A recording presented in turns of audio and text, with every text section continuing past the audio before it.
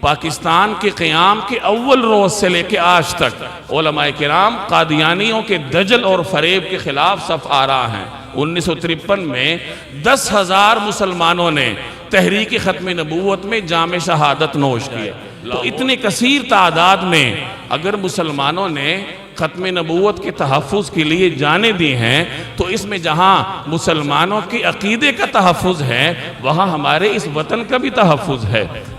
ختم نبوت کی تحریک کے پیچھے کچھ مخصوص مقاصد تھے۔ علماء کرام کے سامنے اس وقت کے کچھ حالات تھے۔ یہ کوئی جذباتی فیصلہ نہیں تھا کہ علماء نے خود کو بھی مشکل میں ڈالا اور عوام کو بھی مشکل میں ڈالا۔ ایک مورخ لکھتا ہے کہ جس وقت پاکستان آزاد ہوا تو اس زمانے میں مسلم لیگ ایک سیاسی جماعت تھی جو برسر اقتدار تھی، اور ان کے مقابلے میں مجلس احرار اسلام تھی جو حزب اختلاف کی قابل ذکر جماعت تھی۔ تو احرار والوں نے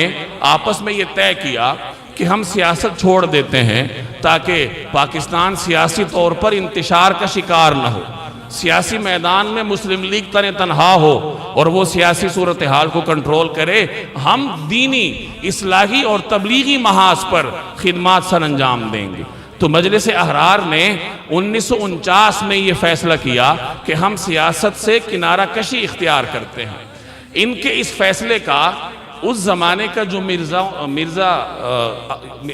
احمدیہ جماعت کا سربراہ تھا مرزا بشیر الدین محمود، اس نے اس کا فائدہ اٹھایا کہ ہم کسی طریقے سے پاکستان کے اقتدار پہ قبضہ کرتے ہیں، اور مرزا بشیر اس سے پہلے علل اعلان یہ کہہ چکا تھا کہ بلوچستان کو ہم قادیانی صوبہ بنائیں گے،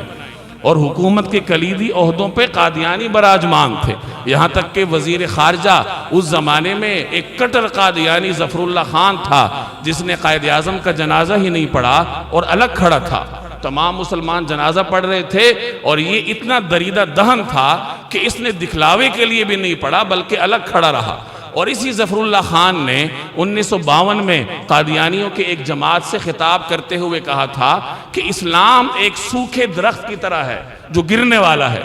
اور قادیانیوں کی جماعت اللہ کا کاشت کردہ ایک پودا ہے جس کو ترقی ملنی ہے۔ تو قادیانیوں کی اس ریشہ دوانی کو دیکھ کر مجلس احرار نے 1952 میں پاکستان کی تمام مکاتب فکر کی قیادت کو جمع کیا اور مجلس تحفظ ختم نبوت کے نام سے ایک اجتماعی پلیٹ فارم تشکیل دیا کہ ہم اس پلیٹ فارم سے اپنے وطن کا بھی تحفظ کریں گے اور اپنے عقیدے کا بھی تحفظ کریں گے۔ چنانچہ انہوں نے اس وقت کے وزیر اعظم خواجہ ناظم الدین کے سامنے 3 مطالبے رکھے کہ قادیانیوں کو اقلیت قرار دیا جائے اور مرزا ظفر اللہ خان کو برطرف کیا جائے، اور جتنے قادیانی پاکستان میں کلیدی عہدوں پر ہیں انہیں برطرف کیا جائے۔ یہ 3 مطالبات رکھے اور 1 مہینے کا وقت دیا کہ 1 مہینے کے اندر ہمارے ان مطالبات کو تسلیم کیا جائے۔ لیکن حکومت نے مطالبات کیا تسلیم کرنے تھے، انہوں نے اس کی ختم نبوت کی قیادت کو پس زنداں کیا، انہیں جیلوں میں ڈالا۔ نتیجہ در پورے ملک میں تحریک چل پڑی، خاص کر لاہور میں مسلمانوں نے بڑے بڑے اجتماعات منعقد کیے، اور مسجد وزیر خان جو ختم نبوت کے علماء کرام کا مرکز تھی اس کے آس پاس وہ گولیاں چلیں۔ جیسے میں نے عرض کیا کہ 10,000 مسلمان جن میں بچے بھی تھے، بوڑھے بھی تھے، جوان بھی تھے، انہوں نے اس موقع پر اپنی جانوں کا نذرانہ پیش کیا کہ بعد میں قادیانی پاکستان میں اپنے پر نہ پھیلا سکے، اور مسلمانوں کی یہی جد و جہد تھی کہ 1974 میں آ کر پھر پارلیمان سے باقاعدہ آئینی طور پر ان کو غیر مسلم قرار دیا گیا۔